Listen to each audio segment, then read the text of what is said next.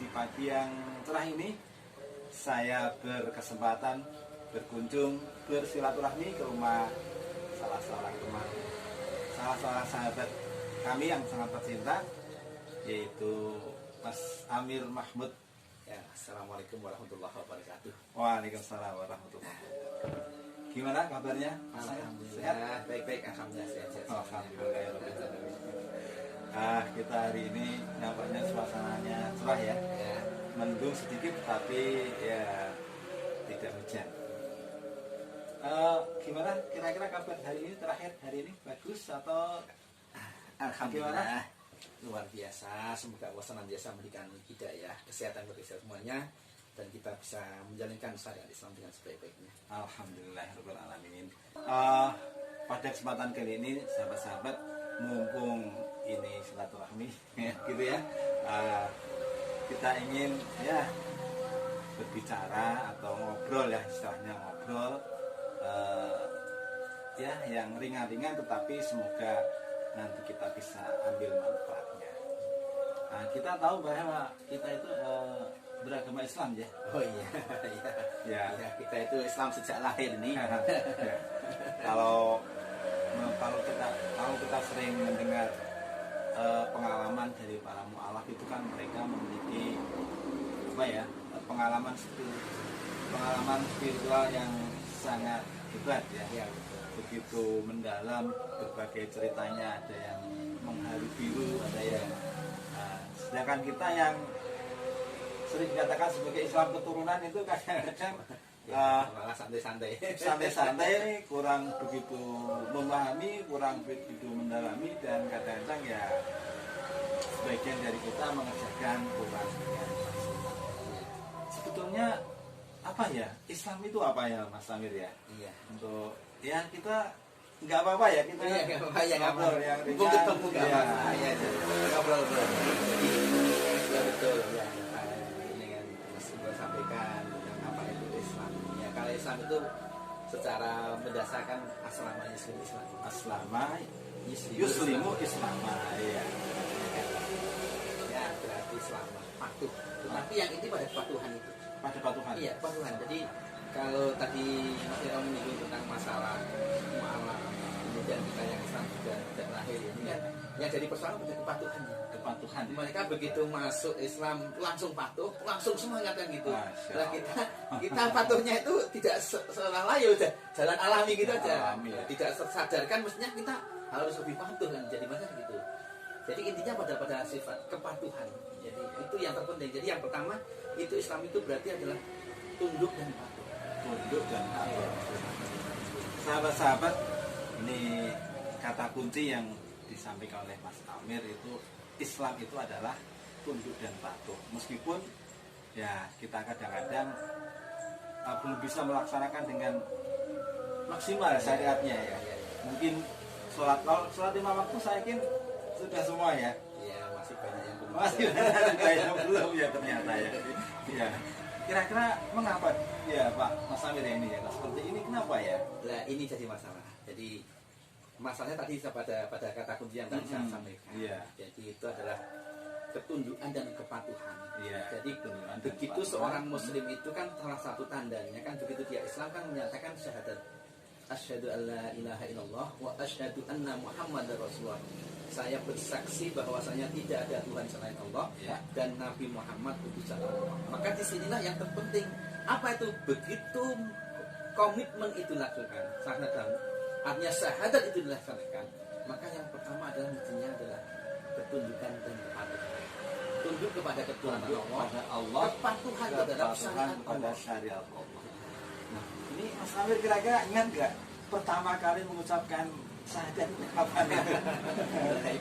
Mungkin pertama kali mendengar, mungkin pada waktu kita lahir diadani oleh orang tua baru mendengar syahadat gitu. Lah kapan mulai syahadatnya? Ya mungkin saat kita kecil berlatih sholat syahadat itu. Jadi secara konseptual kalau orang mu'alaf jelas disaksikan. Asyhadu an la ilaha illallah wa asyhadu anna. Tapi kalau kita itu kan karena memang di lingkungan kita, keluarga kita sudah Islam dari awal ya, kapan itu ya mungkin nggak jelas juga. Kalau nggak salah ya, secara resmi kalau pas kita sunat waktu kita sunat itu suruh baca syahadat ya. Iya, memang betul ada kata-kata orang Jawa itu mengatakan kalau orang sunat itu baru diislamkan. Oh iya, diislamkan. itu sempurna, mau Iya. sempurna Islamnya ya, istilahnya apa mukalaf. Iya, Mukalaf. itu mukalaf, masuk ke balik. Itu sudah bisa membedakan mana yang benar dan mana yang salah gitu. Begitu ya. Jadi memang mungkin yang membedakan antara kita orang yang sudah Islam yang kecil dengan mereka yang baru masuk Islam setelah dewasa itu poinnya pada permulaan mengucapkan syahadat itu Ya, yang mungkin berbeda ya, sehingga mereka yang katakanlah mualaf itu begitu, justru kalau saya lihat itu semangatnya itu melebihi dari kita kadang-kadang kita merasa wah ini kok, wah mereka baru saja masuk sudah startnya lari kencang gitu, Ya. kita santai-santai saja. Betul. Bahkan sampai beberapa kita ada yang kalah tentang pemahaman Al-Qur'annya, pemahaman Iya ya, Islamnya. mereka sebagian sudah masuk Islam sudah lanjut saja kemudian hafal Al-Quran ya, Iya, sebagian betul. hafal Al-Quran. kan luar biasa itu.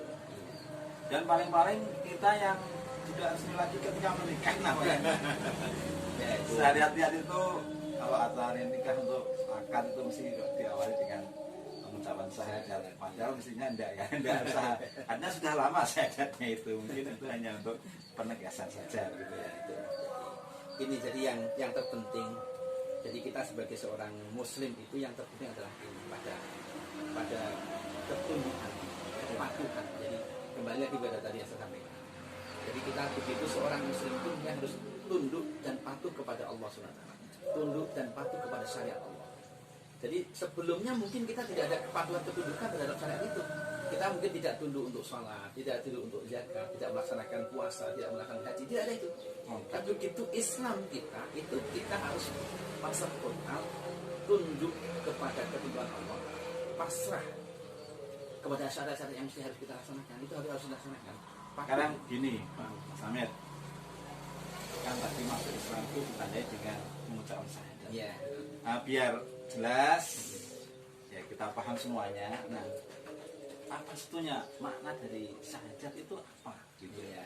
Coba dijelaskan biar saya juga mungkin nanti menjadi paham lah. ya, secara umum kan gitu, syahadat itu kan penyaksian. Jadi penyaksian bahwa tidak ada Tuhan selain Allah dan penyaksian bahwasanya Nabi Muhammad adalah utusan Allah. Ini dua hal yang menjadi syarat utama kita sebagai seorang Muslim. Baik itu mereka yang pada waktu akan melaksanakan, artinya dari mu'alaf yang mereka sebelumnya non Muslim kemudian menjadi Muslim, itu menjadi syarat utama. Inilah yang terpenting untuk kita pahami ya. Jadi persoalan ada syahadat ini mestinya tidak hanya masuk di lisan. Tidak hanya masuk lisan. Tidak hanya lisan saja, tapi betul hanya diyakini dengan hati, diucapkan dengan lisan dan diamalkan dengan hati.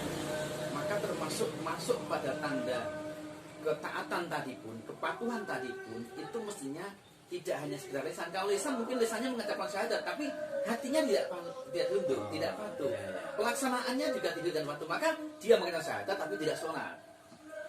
Jadi dia melaksanakan syahadat tapi hatinya tidak kepatuh kepada Allah. Mungkin karena mau menikah saja mungkin ini jadi persoalan kan ini. Biasanya begitu ya. Ini yang jadi masalah. Jadi maka kan kalau kita harusnya kan udkhulu fi silmi kafah. Masuklah Islam ke dalam kafah.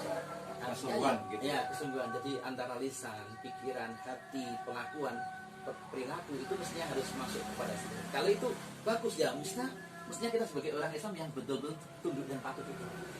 Kan lafalnya kan asyhadu alla ilaha illallah. Ya, saya bersaksi bahwa tidak ada Tuhan yang wajib disembah kecuali Allah. Betul. Jadi di sini persaksian itu tidak hanya menyaksikan bahwa Allah itu ada, bukan begitu ya. Tidak. Jadi Allah itu ada, kemudian berkehendak memberikan syariat dan dialah yang berhak dan wajib disembah. Iya, Tidak ada yang lain begitu. Iya. Kalau Iya. hanya sekedar penyaksian hanya ada saja, setan iblis menyaksikan ya, aja kan ya. gitu. Tapi kan tidak ada kepatuhan, Setan tidak ada juga ketundukan kan itu. percaya malah. Iya, percaya. Mereka lebih percaya daripada kita kan, Ah, keberadaan Allah. Ini jadi masalah kan. Kemudian asyhadu anna Muhammadar Rasulullah, dan saya menyaksikan betul-betul yakin bahwa Nabi Muhammad itu utusan Allah. Iya. Ini membawa konsekuensi bahwa apapun yang dibawa oleh Rasulullah harus kita terima kan begitu. Iya, iya. Dan kita laksanakan. Laksanakan. Tidak hanya menerima saja. Tidak hanya menerima saja. Iya, tidak dilaksanakan. Laksanakan. Iya, kalau dia melaksanakan berarti tidak ada kepatuhan. Oh gitu ya. Iya. Nah kemudian Mas Amir untuk standar minimal kan orang-orang sering mencari yang minimal ya, dilihat aja KKM apa Kriteria kriteria minimal. Nah sekarang kalau menjadi seorang muslim ya minimal itu seperti apa itu? Ya minimal yang penting yang kan sudah masuk itu. Ya. Sudah kalau ada apa checklist itu sudah masuk dia. Sudah masuk Islam minimal gitu. Ya, kalau kita melihat daripada rukun Islam yang ada, kan ini kan rukun itu kan sesuatu yang harus dilaksanakan. Itu kan ada 5. Ya. Gitu ya. Jadi anta syahadu an la ilaha illallah wa anna muhammadar rasulullah wa iqamus shalah wa ita'uz zakah wa shaum ramadana wa hajjul bait.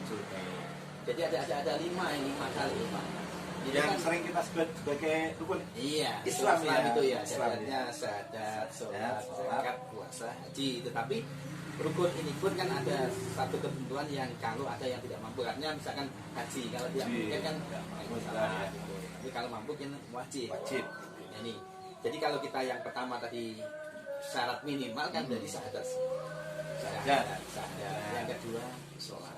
Jadi setelah syahadat itu kan mestinya harus konsekuensinya kedudukannya, bentuk kepatuhannya adalah kita melaksanakan sholat.